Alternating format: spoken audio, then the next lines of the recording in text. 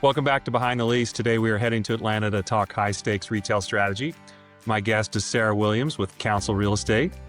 Sarah is a true powerhouse in the industry, having closed over $500 million in transactions and earning the prestigious Phoenix Award for over a decade of consistent top performance. But what makes Sarah unique is her background. She didn't start in business school. She started in political science, working in the U.S. House and the British House of Commons. She brings that diplomatic strategic edge to every national rollout she handles. So Sarah, welcome to the show. I'm excited to be here, Brett. You have this background in political science, which we both share, by the way. You know, House of Commons. How does that background in government, did it translate? It's so funny. It translates. Political science, I think, is a great background for anybody who wants to go into business. You got to know enough and get along with all kinds of different people, know when to use diplomacy when it's needed, know how to keep your cards in your pocket until they're needed. So I think all of that is pretty comparable when it comes to political science and deal making.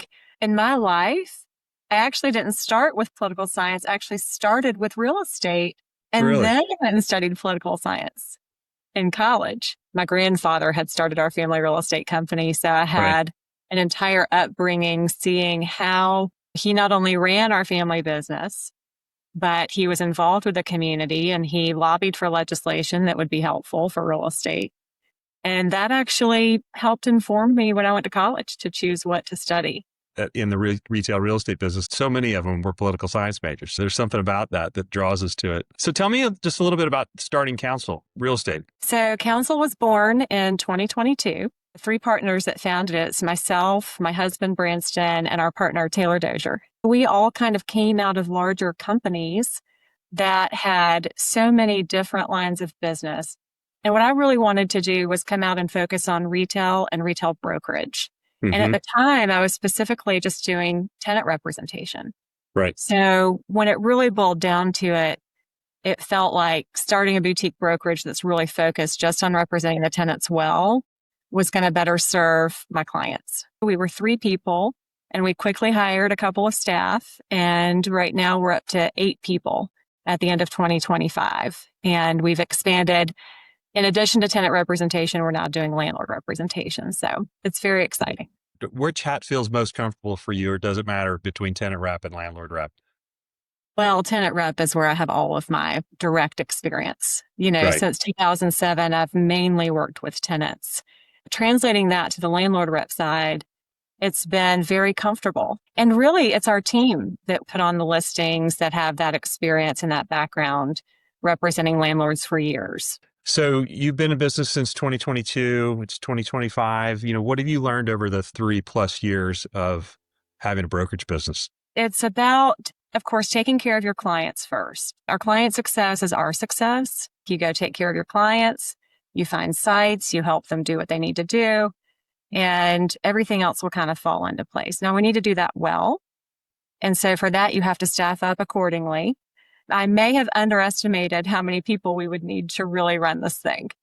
But once we got the team onboarded and trained, it's been an amazing joy. What I love most about it, and then also training up the next generation, has been super gratifying.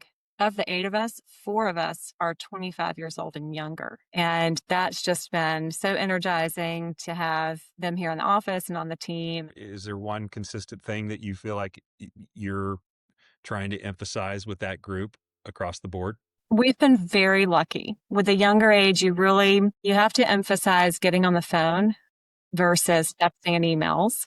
And you have to emphasize getting out of the office and networking, scheduling a breakfast or a coffee, going out for happy hour, go to all of the networking events. This is your time to get out there and make a name for yourself. They're all fearless and make phone calls and collect site information and do write-ups really well. But I think probably the interactions, the phone and in-person interactions have been a big teaching moment. National rollouts, you've been a part of several, I imagine. Yeah, mainly just focusing on the Georgia piece of it, working with master brokers, so have some visibility to what markets and kind of where Georgia or Atlanta specifically kind of stacks up in the priority. Worked with lots of national brands over the years and been lucky to help many of them open several locations here.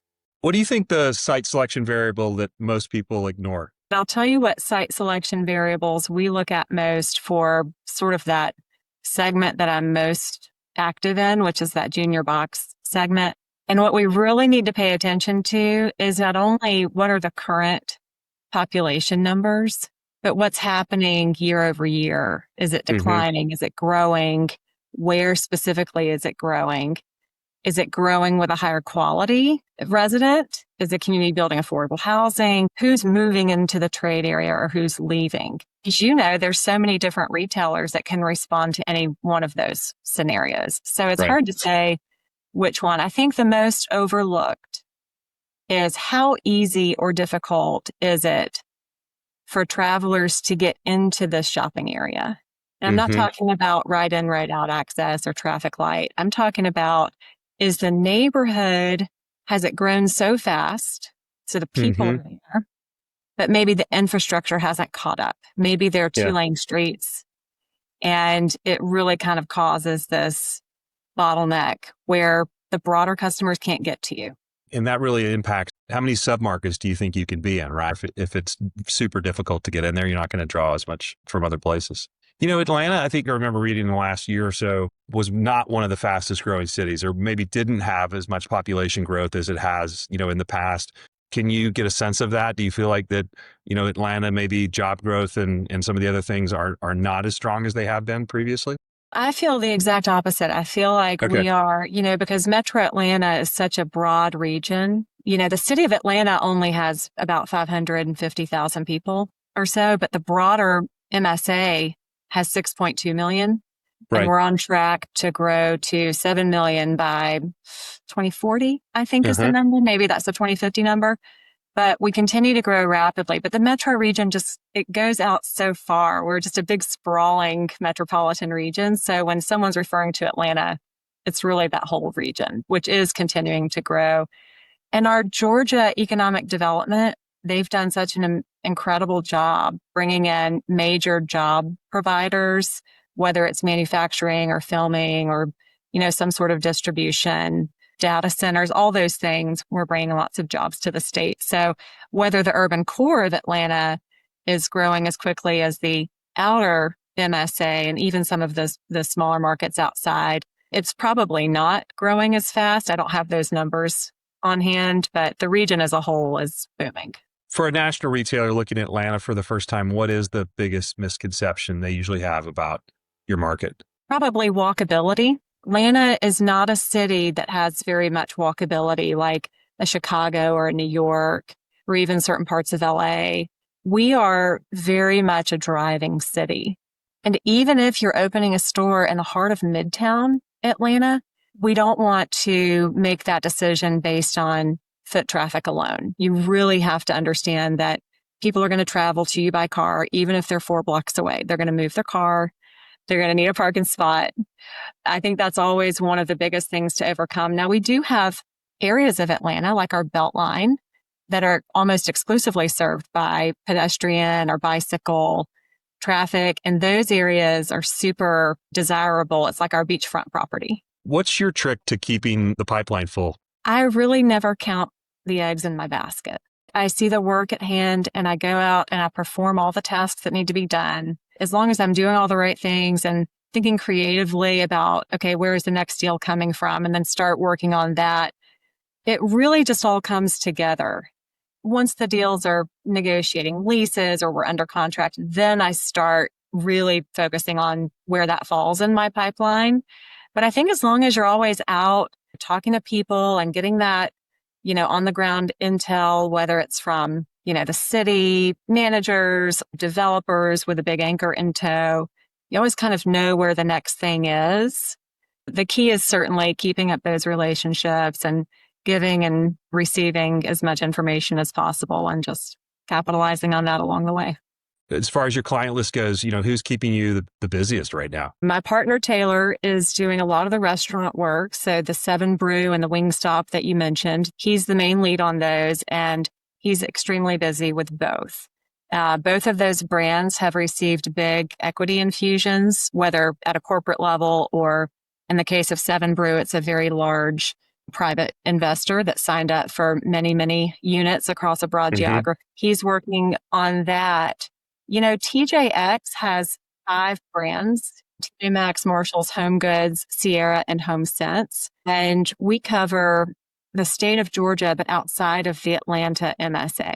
Broad territory where there's a lot of growth, job growth, housing growth, development of all sorts, including very small markets. Covering that geography takes some time, intel gathering, where are the major grocery stores looking to add stores. Those are the types of markets that I'm working for the TJX brands. There's no cap on how many stores they can have. So we're always looking out there and spending lots of time dedicated to that. Just so if you could go back to the start of your career and give yourself one piece of advice, what would it be? Be patient. Just do all the right things. I think I did a lot of the right things early in my career. I had really great mentors telling me what to do, but in seat, hours at the office, get there early, stay late, go above and beyond, do the extra work when no one's asked you for it, show up to all of the networking events,